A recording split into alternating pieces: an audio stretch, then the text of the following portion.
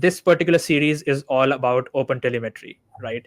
And because OpenTelemetry is a topic that has been discussed for quite some time now, and it is one of the most hot topics in the recent KubeCon and the whole Cloud Native ecosystem. So we thought, I think it would be great to have a series where we help people understand what are the different use cases of OpenTelemetry and how you can actually start implementing OpenTelemetry into your existing infrastructure to get the benefits of vendor lock-in and so on and so forth. So this is something that we are going to cover today. So what we are going to do is, as this is the first webinar for OpenTelemetry, right? We are going to go through all the code and the basic concepts that anyone needs to understand in order to implement OpenTelemetry, understand why it is necessary, why it came into being, right? And how does it actually solve the existing challenges in observability, right? So this is a sort of a basic overview of what we are going to cover. But just to quickly start with, this is a glimpse of OpenTelemetry adoption and the massive increase that we have been seeing in the cloud native ecosystem for a while now.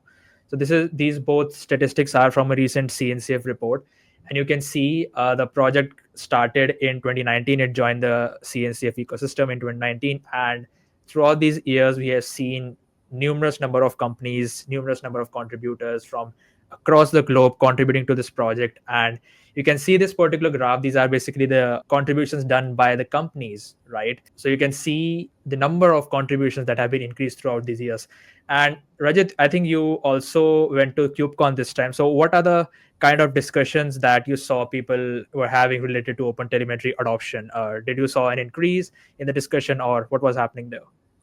Yeah, OpenTelemetry was one of the more popular, I guess, topics. There was a lot of buzz about it, people asking about OpenTelemetry, people trying to learn more about OpenTelemetry. And this time at KubeCon, generally you find they have the CNCF project booth, and that's where all the CNCF projects are. But OpenTelemetry had its own booth, in a really large booth. So that tells you the sort of like the interest and the adoption.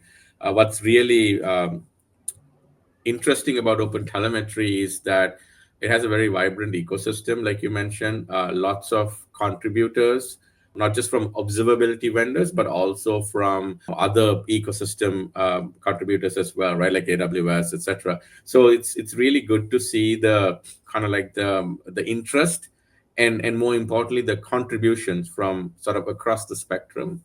And you have interest from different industry verticals as well, like people from telecom talking about it, people from automotive industry talking about it. I'm looking at it as a very vibrant, healthy community that's continuing to grow. So I am not surprised to see the adoption and being probably the most popular CNCF project, I guess, at this point. Yeah. So, Rajit, I think you can start us off by discussing the why part, right? Why does OpenTelemetry exist, and what are the current observability challenges due to which OpenTelemetry later was born?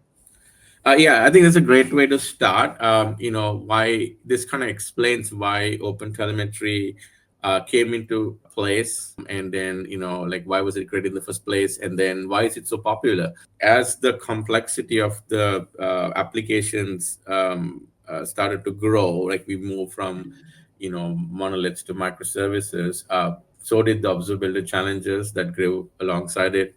If you look at the observability market, that has been growing at a steady pace, and various vendors came into the picture to solve these observability challenges. But everybody had a slightly different approach. Yeah, to get more deeper visibility, people had to instrument their code. So there was proprietary SDKs, different libraries, different tools. So what that also meant was you're locked into a particular vendor because you are using their SDKs. You were using the data formats were proprietary, etc. So there's no interoperability. Kind of like very locked into whatever that vendor provided. And then alongside that there are other operational challenges that came about as well, right? Like the setups were complicated. I mean, there was Kubernetes, there was people are moving to the cloud, microservices, all kinds of things started to happen as well.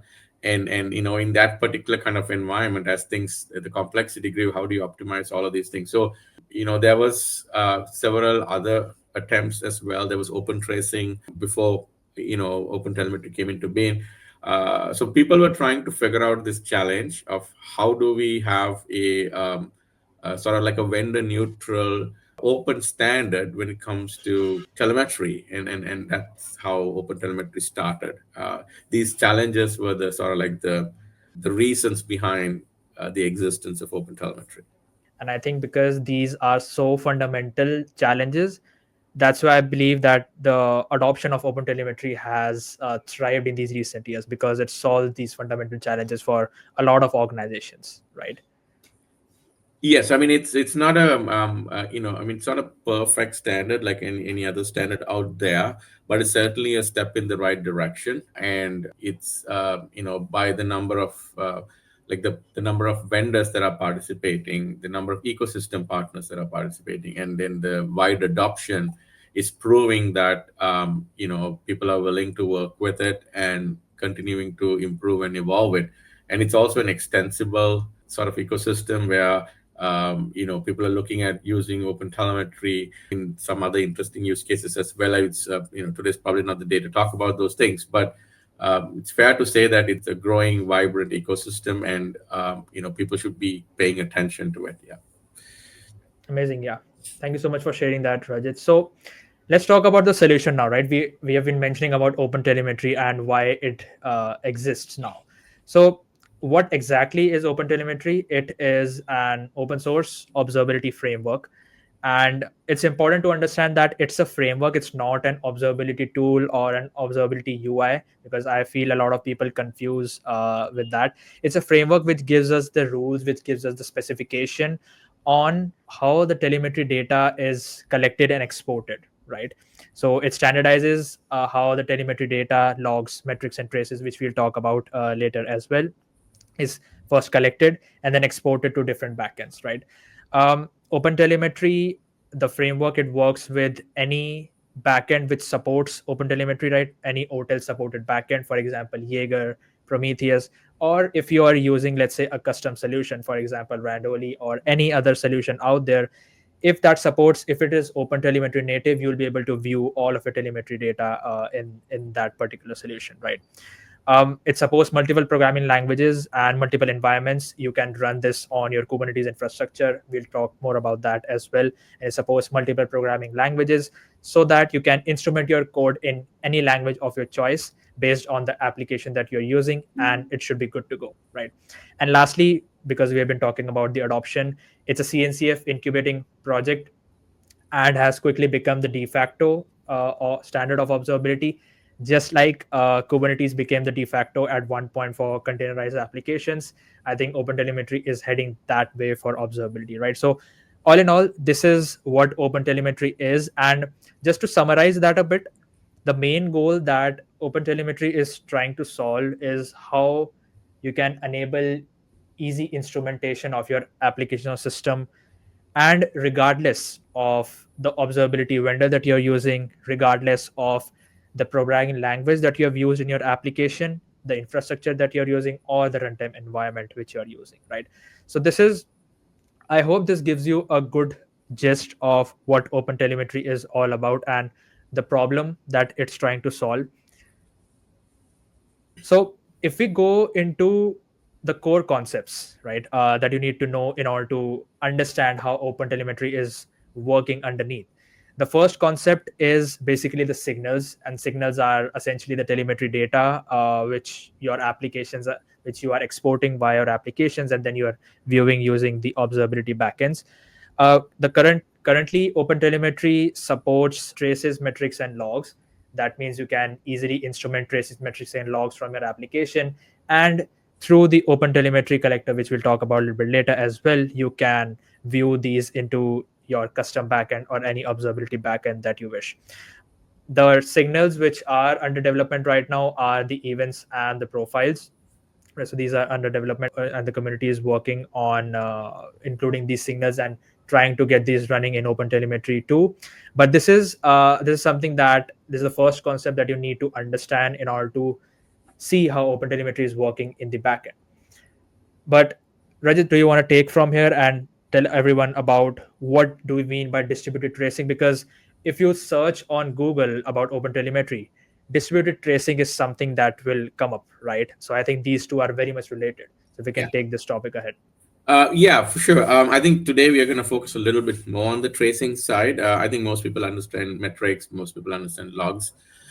Distributed tracing, it started to get more popular alongside microservices. You took one monolith and you broke it into multiple microservices. And then along with that came the challenge, how are I going to debug this, right? Because these microservices are, completely different runtimes and sometimes written in different languages as well. But how do you, trace a particular transaction across the microservices, right? I mean, what I have here is a fictitious order processing system. Maybe from the front end, someone is trying to create an order. They click purchase on the or buy on the shopping cart application. It hits an order endpoint. That could be modeled as its own microservice. But now, in order to fulfill that order, you may have to look up certain information for those items. So it goes talks to a product catalog service. It needs to arrange for shipping. So it needs to talk to like a shipping service. Maybe need to coordinate with an inventory service. Maybe need to coordinate with a payment gateway, which I haven't even put anything over here. So you need to just to fulfill that order, where you get perhaps a single endpoint to create that order. Multiple operations has to happen in the backend, and any one of these operations can fail. Any one of these operations can slow down. Any one of these operations can have sort of subtle issues.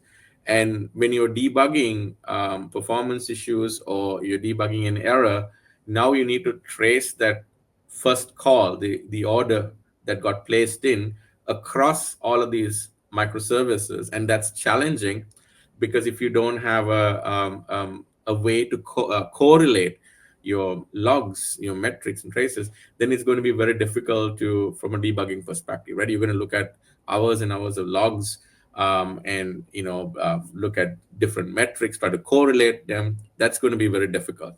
So distributed tracing was a way to trace a particular context propagating through these microservices, and trying to figure out how much each of these stages took to complete, right? Like, what's the processing time look like? What are some of the additional data that we can look at from each of these steps? Was there any other error? Was there any errors in this process? Was there any other complexities that are alongside that? How do we capture all of that, right? So that requires some sort of coordination and some sort of what I would call context propagation, and that's what the distributed tracing is trying to solve, right? And with OpenTelemetry, we talked about that being a signal. This context propagation is a key sort of concept. What it allows is to trace exactly what I talked about, right? A transaction going through order service to the product catalog service, going to shipping service, going to the inventory service, which is actually completely decoupled as well. The other ones in that diagram was synchronous, but going to the inventory service was a Kafka message. So how do you really debug all of this together, right? And that's what this distributed tracing is about. So in the context propagation case, what's happening here is, here you can see a simplified diagram where, from front end, it goes to another service, and from there onwards to the checkout service. So they're trying to capture all of those steps and preserve that context for that particular transaction, right? And these are modeled as, if you go to the next slide, I think it's easier to explain. These are modeled as spans. So each of those steps within a particular process or a service, it could be a Lambda function for all we know, but all of those steps are, you can think of it as a series of operations that are modeled as spans, right?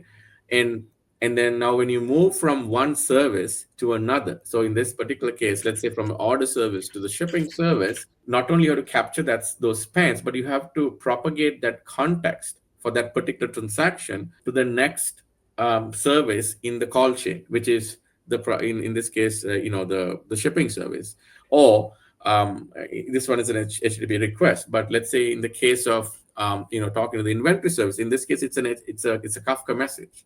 So if you figure out a way to propagate this context across different communication mediums in a standard way, then you can continue to add, using that context, you can continue to record those different stages, right, within a service, so that when it comes to debugging, it's easier to see what are the different steps it took to fulfill that order request.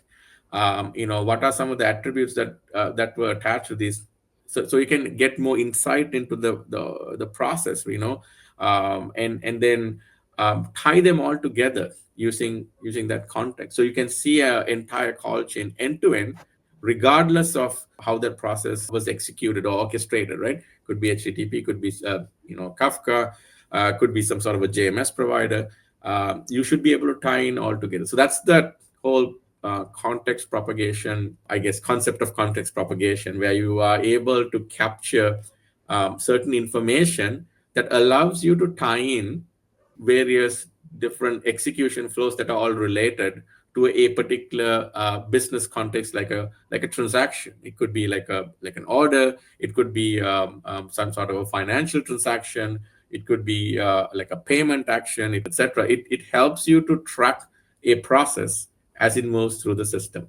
Because we are going to show this in the demo as well today, so you, I think, have a better idea of the concept of context propagation. But just to iterate back on this particular diagram, right, so here you can see that when order service was hit, you can see the entire flow of the request. And the why behind this is because OpenTelemetry supports context propagation. So each and every service which is getting hit, even if you hit the product catalog service, you'll be able to see all the related service that were hit, which are connected to the product catalog service. Why? Because each and every request from each different services has that context with that, and it travels with the request. At the end of the day, you'll be able to track the request from end to end, right? And you'll have a better picture when we'll show you all the demo that we have today at the end of the day. So you'll have a better idea of how this thing looks in real life. So these are the two fundamental concepts that you need to know in order to like understand how OpenTelemetry is working underneath it. One is signals that we covered,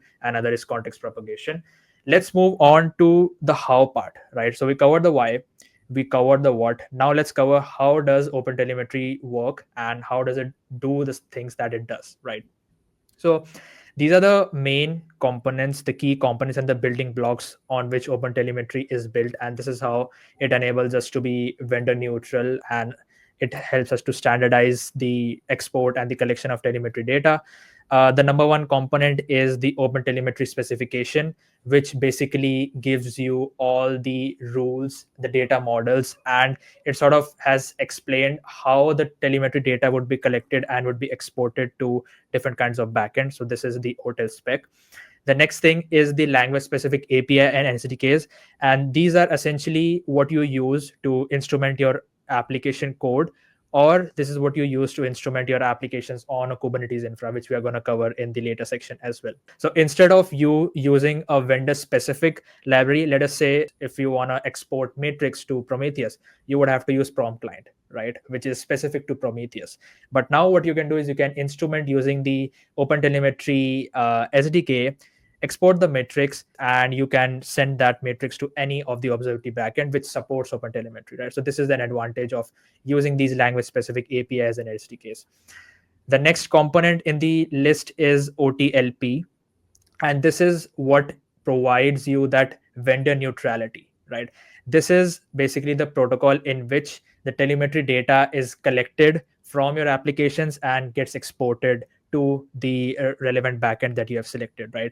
It's available in gRPC and HTTP, so you can configure in which protocol that you want to use this. But if you ask the question of how does OpenTelemetry provides that vendor neutrality, and how it solves the challenge of different tools having different data formats, this is how it does it. It uses OTLP, a single protocol for exporting and collecting telemetry data. The next important component in the list is the OpenTelemetry collector. We are going to cover the collector a bit more because that's the key aspect of OpenTelemetry. But OpenTelemetry collector is basically the central service of OpenTelemetry. You can consider this as a CPU, which takes in the data from all the different data sources and handles the processing and exporting of that data to the relevant backend. We'll look into this a little bit later in the next slide. Lastly is the Kubernetes operator.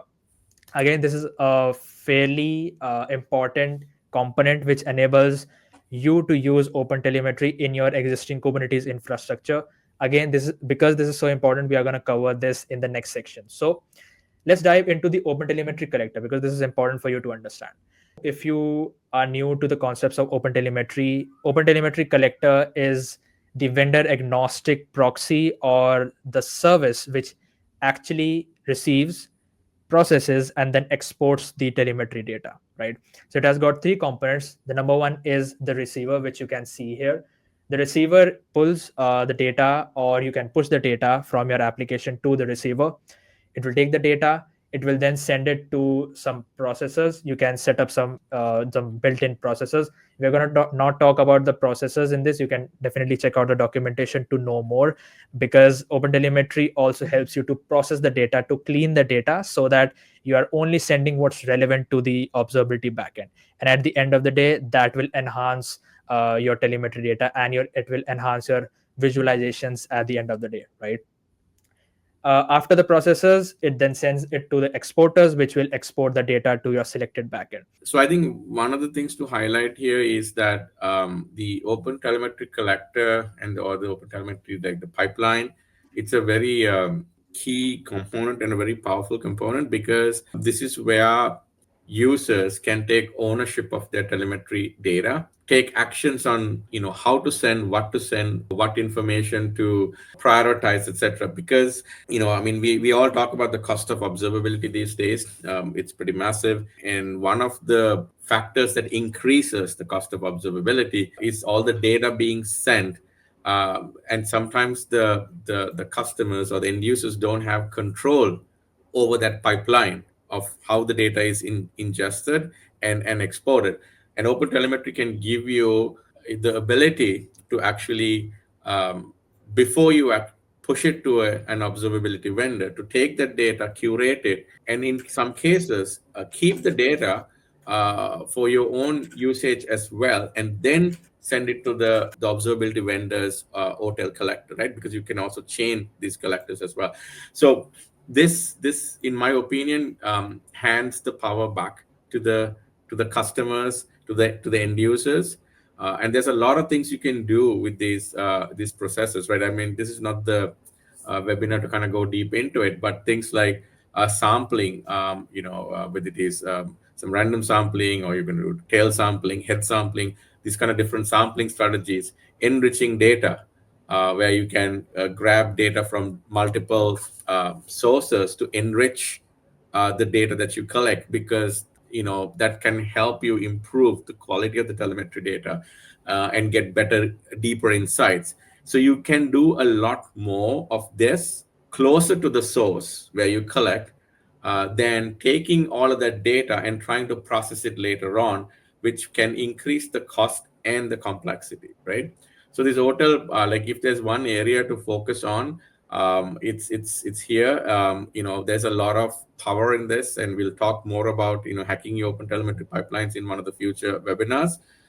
Understand these concepts, and you can do a lot more to improve the quality of the insights you get, and take control. More important to me is taking control of your own telemetry data. One takeaway from that is the OpenTelemetry pipelines, how you configure that really is essential a component. And I think the other component is collector patterns, which defines how you are deploying your collector in your infrastructure, right? So these are the two aspects that you need to take care of if you are thinking of using OpenTelemetry collector and use it to its full extent. Just to give all of you an idea, this is basically the OTel collector configuration that you write in order to configure your OpenTelemetry collector. So the first part is the receivers, as I mentioned, and in the receivers you can define the protocols. So we have the HTTP protocol and the gRPC protocol. And you can see that the default port for the HTTP is 4318 and for the gRPC is 4317. So you can configure that. Then here we define the processors, right? And as Rajith mentioned, there are a lot of different kinds of built-in processors that OpenTelemetry supports. You have the batch processor where you can batch the telemetry data and send that in batches, right? You can decide the time for those batches. You can do there are various techniques for do sampling as well. Just to give you a good picture, this is how we enable that. This is how we define the processors. And then here you can see we are defining the exporters, right? So the number one exporter here we are sending, for example, to Jaeger. So we are sending traces to Jaeger, right? And then we are sending the metrics to Prometheus, and we have defined the addresses to both of these, right? So let us say in the future, right now you're using Jaeger and Prometheus, right? Let us say in the future you wish to change your observability backend. You don't have to change anything in your code. You just add your exporter here, and OpenTelemetry will take care of everything for you, right? So that's the kind of advantage that you get when you're using the OpenTelemetry collector, right?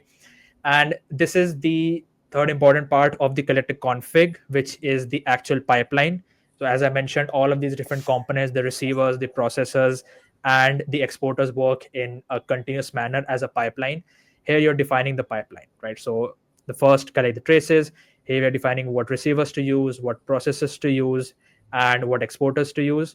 Similarly for metrics, and similarly we can do for logs as well. I believe this is a good way for you to understand how you define OpenTelemetry and what are the configurations that you need to define this. So if we bring everything together, right, I think this diagram sums up everything really well. So you have all of your data sources on one hand, which is basically all your different services, which are built using different programming languages because you want to use the advantages of different languages for different operations that you are doing, right? You will instrument your telemetry data using the APIs and SDKs. You'll send the data to the OTel collector via the OTLP protocol. It will receive the data, it will process the data, it will batch processing, sampling, metadata, so on and so forth. And at the end of the day, it will export the data to the relevant backend, which you configure in the OTel configuration file, right? So this is how things are working. And either you can use separate backends or you can use a custom backend, which helps you to visualize everything at one single place, right? So you have that kind of a flexibility if you have instrumented using the APIs and SDKs of OpenTelemetry. Before we move on to the next section about using OpenTelemetry in Kubernetes, right, I would want to touch about what are the different ways you can instrument using OpenTelemetry, right? The number one is using manual instrumentation, right? Instrumentation is basically enabling your application to export the relevant telemetry data, right, which is the first step in the entire pipeline. So the first one is manual instrumentation, and here we are sort of defining the traces and the spans manually. We are defining the data points manually in our code. We are defining what we want to see in terms of traces and spans in the observability backend of our choice, right? The advantages of this is it gives you full control, right? It gives you the full control of what kind of telemetry data do you want to expose from your applications. It gives you deep visibility because you can define custom traces, custom spans, custom metrics as well. The pros are you get full control. The con is in this case it takes a lot of time, right? You'll have to go through the entire application code. You'll have to figure out what are the data points that I want to set up, what kind of metrics I care about, right? So it gives you the control, but there are the cons as well, that it takes a lot of time. Next approach, which a lot of people use and it's a great way to start, is auto instrumentation, right? And it requires very minimal to no code changes. What happens in auto instrumentation is that you use the predefined SDKs and the instrumentation libraries that OpenTelemetry provide based on the language that you're using, right? For example, in this particular case, we are auto instrumenting components of Node.js application, which is Express, HTTP, MongoDB, and Mongoose. And these are basically the common instrumentation libraries that we're using from OpenTelemetry. And in the backend, they will set what are the different data points that will be configured in the backend, right? So we don't have to define all of the different trace points, all of the custom metrics. We can, but we don't have to. Just to get started, it will do everything for us, right? So minimal to no code changes needed. It's great for quick start. It's ideal for common frameworks and common libraries for a particular language. But one thing to understand here is that auto instrumentation is different from the perspective of who you are, right? If you are a developer, you'll do auto instrumentation using the libraries, using the common libraries, right? You'll change to the code, you'll add these libraries, and that's the way for you to do auto instrumentation of your application. But let us say if you're a DevOps engineer, if you don't want to touch the code at all, what are the options for you to do auto instrumentation? So in that particular case, you'll use the OpenTelemetry operator, right? And on your Kubernetes infrastructure, you'll set up the instrumentation custom resources, and you'll have to configure the language specific annotations for your application. So in that case, you're not touching the application code itself as a sysadministrator, as a DevOps engineer, but you're still instrumenting the telemetry data, and you're still exporting that to the relevant observability backend, right?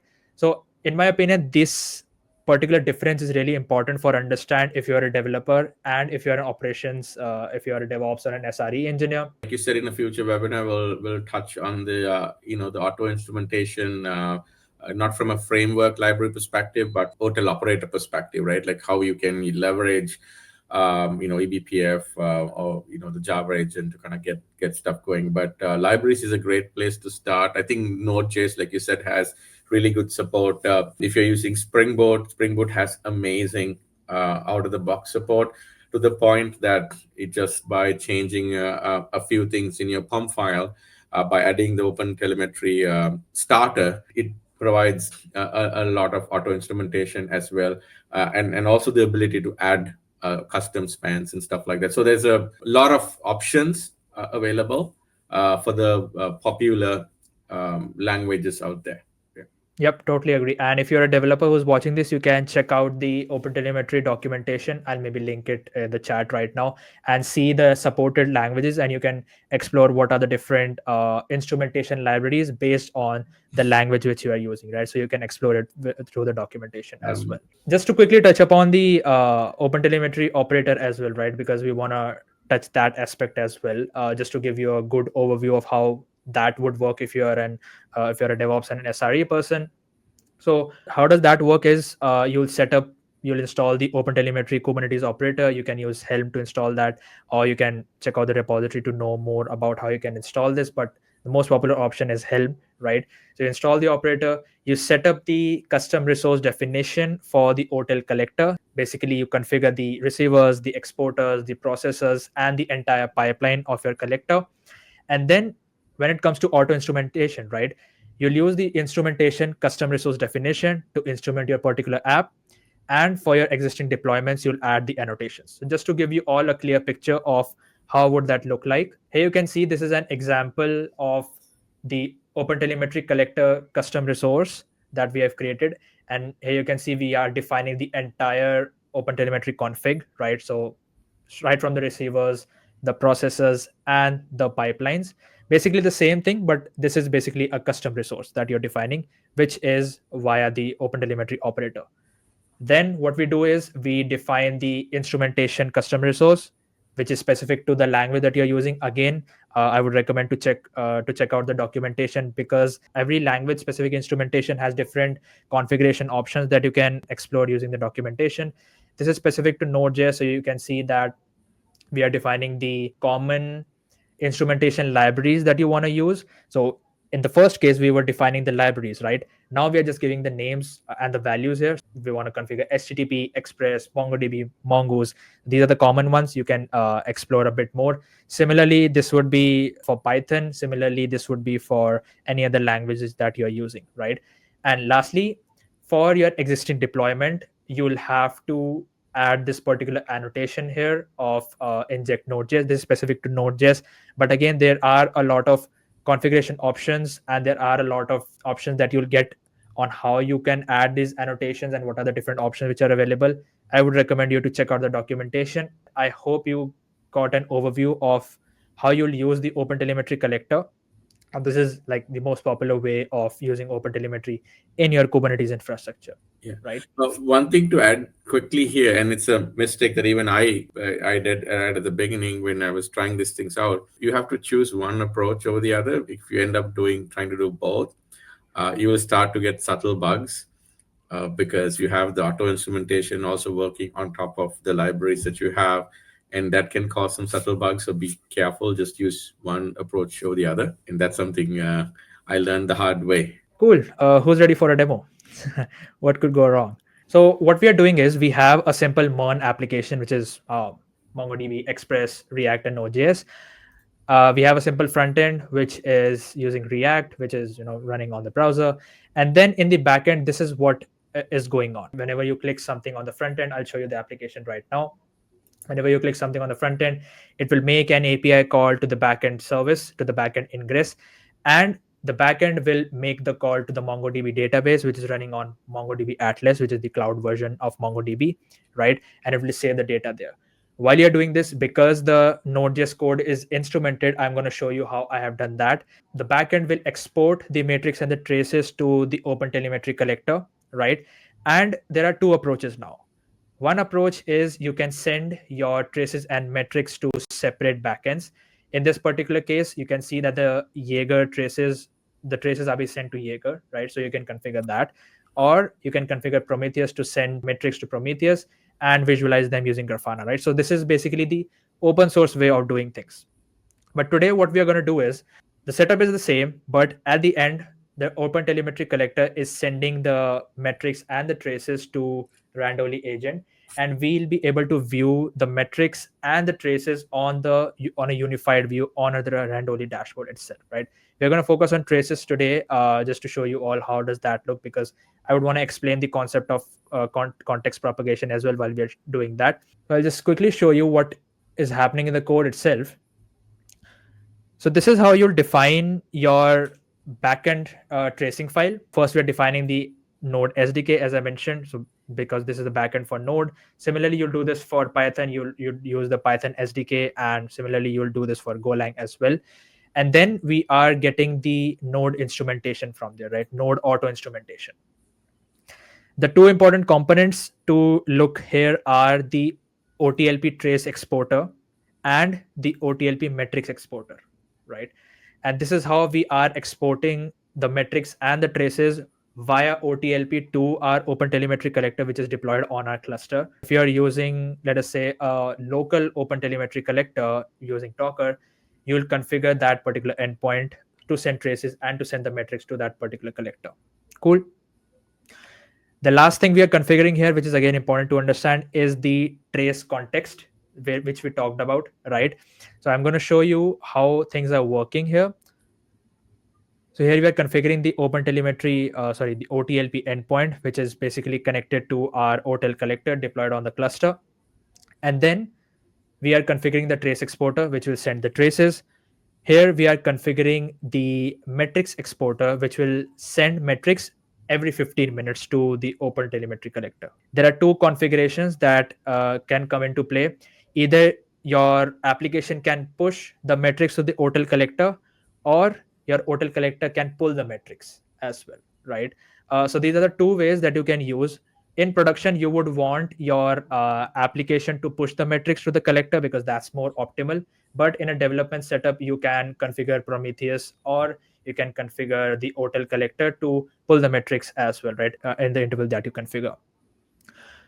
Here we are defining the trace context propagator. I'll not go into the details of this, but as Rajith explained, we basically, with each of the trace spans, we send the trace ID so that you can see end-to-end entire request flow. When we'll show the dashboard, you'll have a much clearer picture of how this looks in real world. But this is how the instrumentation is looking like, right? So we are using the most common libraries, which is the Express, HTTP, MongoDB. This will enable us to trace the different data points based on these libraries that we have selected, right? The Express, HTTP, and MongoDB, right?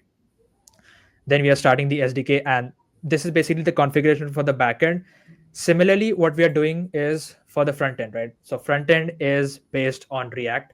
So if you want to use OpenTelemetry SDK to trace the front end request, you use the web tracer provider, which is from the SDK trace web, which will help you to capture the traces from the UI itself, from the front end. And then we are using some more libraries, for example documentation load instrumenter, which will track the load on your front end, right? Fetch instrumentation, which will track the API call that your front end makes with the backend, right? So this is something that you may want to configure as well. And the rest of the configuration remains the same. For the auto instrumentation on the front end side, we are using this get web auto instrumentation right here. And if I go and if I show you what is happening here is, so it's capturing the HTTP request, it's capturing the load as well, and it's capturing the user interaction. User interaction means when you click on the front end itself. So this is enough for the code. I'll show you how things are working in the UI itself. So this is what the front end looks like. So if you click here, and it increases the counter. In the backend, it's updating the MongoDB database. So you can see the data is getting saved in MongoDB. So you have the database, right? But let's see how does the traces looks like. Okay, so this is the Randoli UI, which is we are using as a custom backend. This is OpenTelemetry native, so you can instrument your code using OpenTelemetry, and you don't have to worry about touching that again.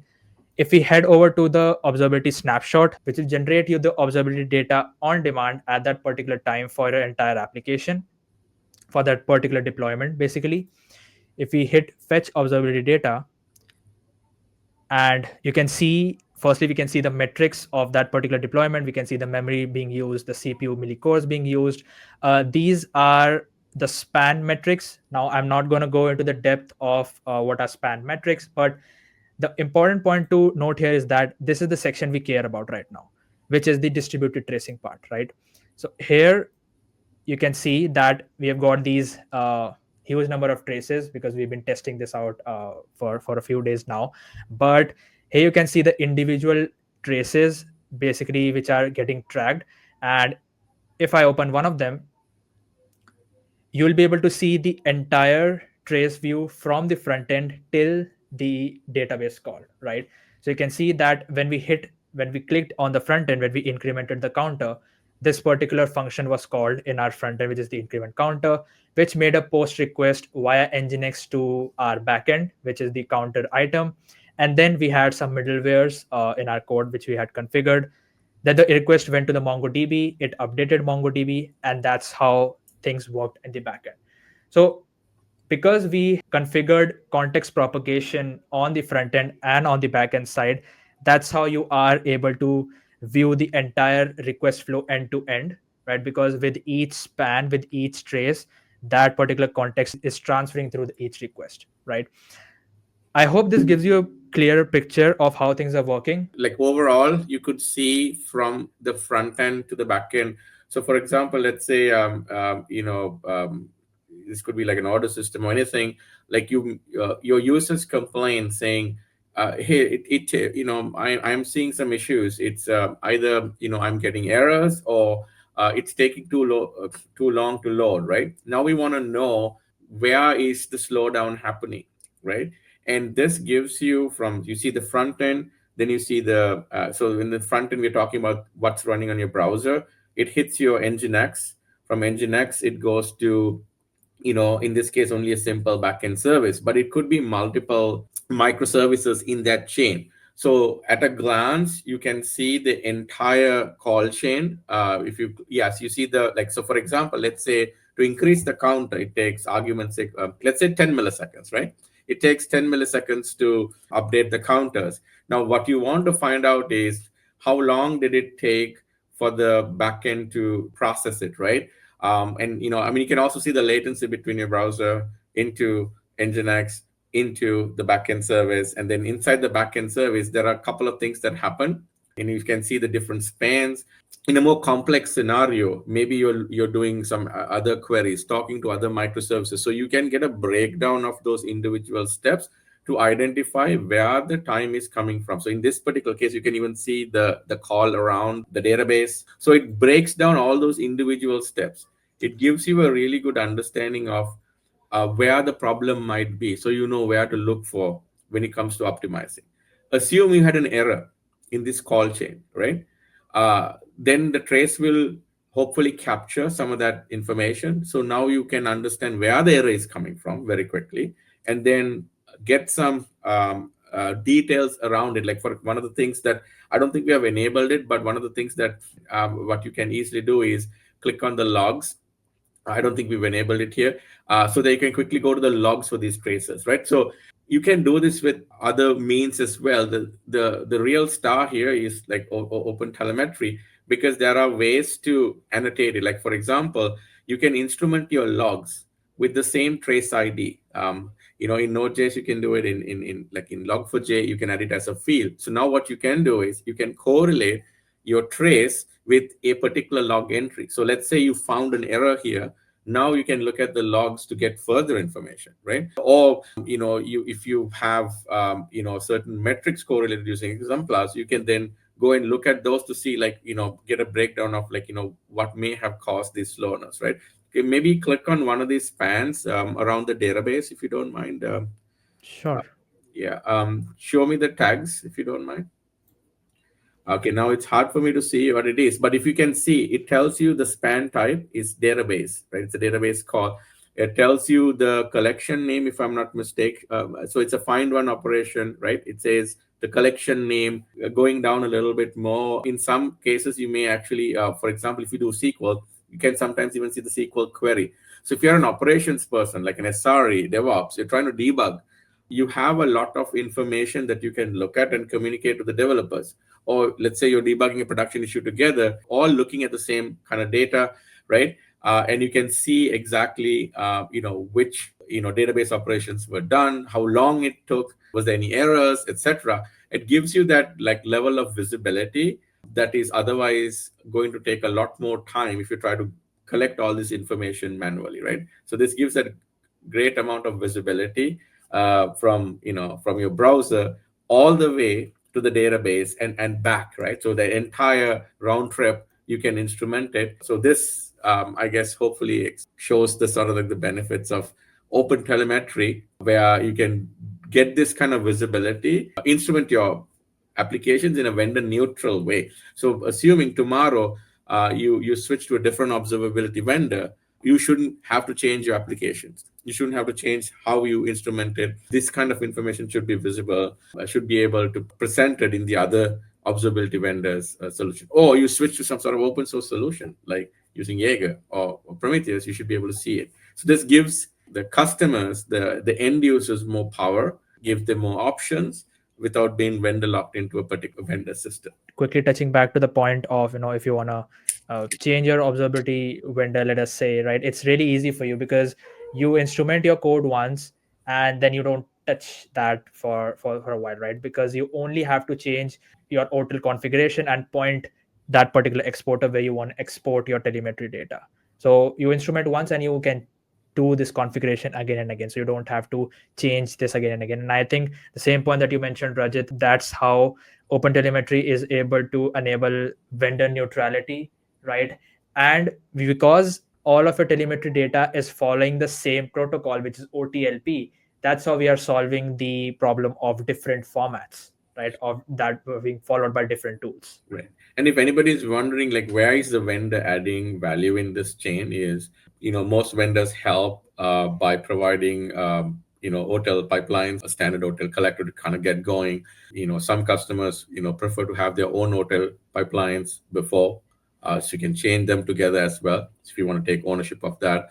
And then where they really add value is in, taking this data and processing it at scale and providing deeper insights into it, right?